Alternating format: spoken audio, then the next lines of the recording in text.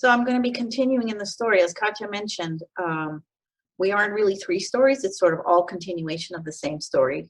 And you'll see similar themes that we'll talk about in terms of duality, finding our voice, and using our network and connections. So I'm going to take you on this journey around the world to the other side of the planet, to the Middle East, to Iran, just where I'm from, to sort of talk further about that balance, that transformation. So my name is Mani Helen Ardalan Farhadi. I'm Iranian American. I am Muslim. I'm a woman. Some might say that's a triple minority. But my story is your story too. I want you to think about yourself as I'm telling you my story. Because how many of you find yourself at an intersection? Perhaps you're between races, between religion, ethnicity, gender, between languages. So whether culturally or professionally, you might think that there are some hindrances that are holding you back, but I'm here to tell you what you think of as a limitation can actually be your strength. And for myself, I've thought about my hybrid identity. As Katya said, talking to myself, I was doing a similar thing. And I came to the conclusion that I prefer to move seamlessly between that multiplicity. And I'm happy to share with you a poem that I wrote about. It's called Fluidity. I take thee, fluidity. Why choose sides? Why must we abide with antiquated ways in complicated days? I define anew with my own view. Who am I? And then ask why. If it must be, I take thee, fluidity. Pick one or the other. Why must I bother? When one is single and I am dual, both east and west, picking what's best, both city and rural, because I am plural. If it must be, I take thee, fluidity. The land of Iran, from which I've run, rich with tradition, full of rendition, to American soil, where I now toil, living the dream of life between. If it must be, I take thee, fluidity. That's one of our Persian heritages, is telling poetry. So although mine is in English, it comes from a heritage of a culture that is rich in poems. So what's my story? My Iranian grandfather, who was inspired by a missionary, began high school at age 35. He came to Ellis Island about 100 years ago at the age of 50 to start medical school. He had no money, and yet somehow he worked hard and graduated from Syracuse and became the first Iranian physician in the United States. At Harlem Hospital, because that's the only place that would hire a barbarian from another country, he met my American grandmother, Helen. She was a nurse, and she had moved to New York from Idaho. So he used to tell her stories. His name was Abul Qasim. He would tell her stories. He would read her poetry from Iran, and they fell in love. So we say the blonde and the barbarian married, and therefore began our hybrid heritage, making me American by blood. My parents were born in Iran, but they were raised in America, and that is where they met. They were more Western than they were Eastern, and that's how I came to be born in San Francisco, making me American by birth. But then my family did a reverse migration, and we journeyed back to Iran to rediscover our heritage. So I grew up in Iran, literally at the intersection, multilingual, bicultural, interfaith from the very beginning. And I attended an international school led by missionaries. During childhood, my parents were involved in the international architecture scene of Iran, and we drove throughout the countryside exploring the history. They researched the symbolism and the meaning behind the traditional architecture of Iran. My father, Nader Ardalan, my mother, Lale Bakhtiar, wrote a book together, The Sense of Unity, Sufi Tradition in Persian Architecture. My father worked with Louis Kahn and invited him to Iran, and they collaborated together on designing a new city.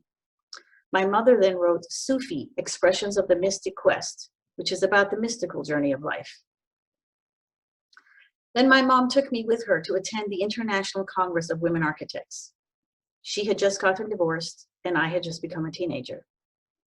The conference was called The Crisis of Identity in Architecture. It was held in Iran in 1976, and that topic resonated with both of us. So as a kid, I met Denise Scott Brown, Ann Ting, along with Alison Smithson, Jane Drew, and other famous women architects from around the world. Now, although I'd seen my father as an architect, it wasn't until I saw these women architects that I thought I could be an architect. There they were talking in the 70s about creating equitable societies, promoting sustainability and vernacular architecture, and giving voice to women, much like we're still talking about today. I felt a camaraderie between them. They came together and a call to action to make changes in the built environment. So thanks to my beautiful mom, this heavily influenced me, not only in my career choice, but in the type of relationships I wanted to have. And I dreamed of someday recreating and participating in such a conference. And guess what? Now we're planning one for 2022. We're expecting about 1,000 women at the conference. So back in Iran, we were drastically challenged by the Iranian Revolution. Some of you may know about it, some of you may not. But they were biased there against Americans. Americans were taken hostage, and we feared being discovered as US citizens. So we came to America. In America, they were now prejudiced against Iranians, with signs wanting to have us deported. So am I supposed to deny my place of birth, my ancestors, my heritage, looking Iranian on the outside, being American on the inside? At first, it was very scary. I was anxious, I was doubtful. But my sociology professor told me, look people in the eye. You tell them where you're from. How else are you going to change their mind? And his words really transformed me. If I hadn't experienced the bias of being Iranian American, I wouldn't be who I am today. It made me want to stand up to eliminate prejudice. So similarly in the architecture industry, I've been working for more than 30 years in architecture, yet only as an associate member of AIA, non-licensed, straddling that space in between. By realizing though that I had strengths and reinventing myself, I decided to bring about change in the industry by advocating and being inclusive and eliminating stereotypes. You can't deny your heritage and your culture. And you yourself might be going through an internal struggle, trying to decide whether to blend in, whether to stand out. How do you balance speaking up with fitting in? So for me, I've developed a menu approach. I take parts that resonate with me and I create my own definition. I take what I feel comfortable with from the East, such as respect for the community. I take what I admire about the West, such as spirit of independence. And building upon my hyphenated identity, I welcome this duality. I have two sources to draw upon. So as a leader, we also face duality between being strong, confident, assertive, while our Eastern upbringing has trained us to be respectful, friendly, accommodating. So culturally, the tribe is more valued than the individual. The community matters more than the solo. And I say, find the talents that you're strong in, overcome the skills that you might be weaker in. As a consensus builder, I have an ability for community engagement. Why is that? Because I've been raised literally by a tribe and the importance of listening to elders. As a campus planner, education programmer, I advocate for the end user out of respect for them versus thinking about what I might personally want.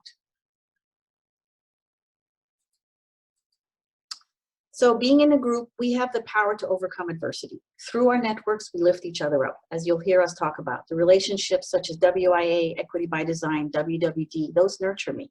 Together, we are stronger and we can go farther.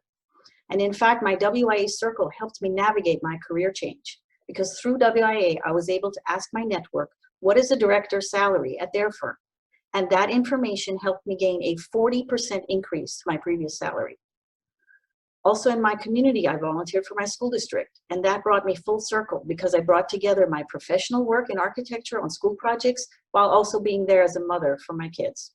I received the Citizen Architect Award from the AIA. I got the architect in there. Subsequently, I was appointed as a school board member, and it was a tremendous leadership opportunity, a chance to give back. I ran a campaign door to door. I was proud to be on the ballot, the first Iranian American on the ballot in our town.